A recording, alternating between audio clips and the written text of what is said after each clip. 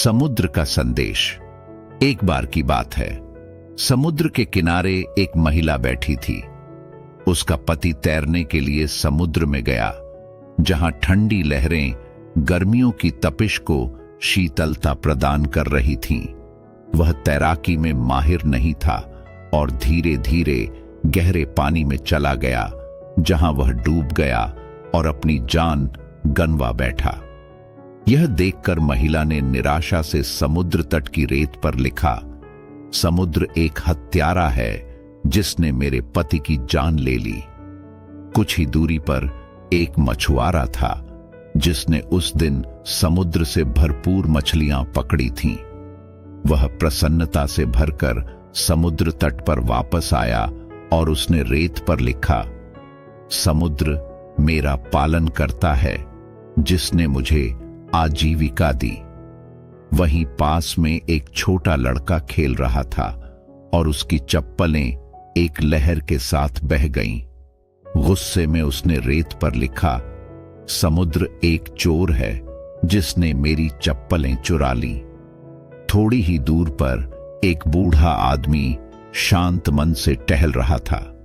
चलते चलते उसे एक बंद शंख मिला। उसने उसे खोला और उसमें से एक मोती निकला। खुशी में झूमते हुए उसने रेत पर लिखा, समुद्र एक दानी है जिसने मुझे आज एक अनमोल मोती दिया। तभी एक बड़ी लहर आई और रेत पर लिखी सारी बातों को बहा ले गई। ये देखकर एक विचार आया, समुद्र के बारे में हर कोई अपनी अपनी सोच के हिसाब से कुछ कह रहा है। किसी ने समुद्र को हत्यारा कहा क्योंकि उसने उसका प्रिय खो दिया था। किसी ने पालनकर्ता कहा क्योंकि उसकी आजीविका उस पर निर्भर थी। किसी ने चोर कहा क्योंकि उसकी वस्तु खो गई थी और किसी ने दानी कहा क्योंकि उसे अनमोल मोती मिला था। असल में समुद्र इन सब बातों से परे है। वह वही है जो है स्वतंत्र, विशाल और अडिग। लोगों की राय केवल उनके अनुभवों पर आधारित होती है जिनसे उनके स्वार्थ या अपेक्षाएं जुड़ी होती हैं।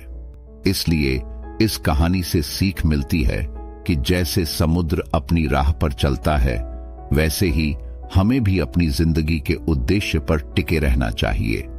लोग हमारे बारे में अच्छा या बुरा कहेंगे, लेकिन वह उनकी अपेक्षाओं और अनुभवों पर निर्भर है।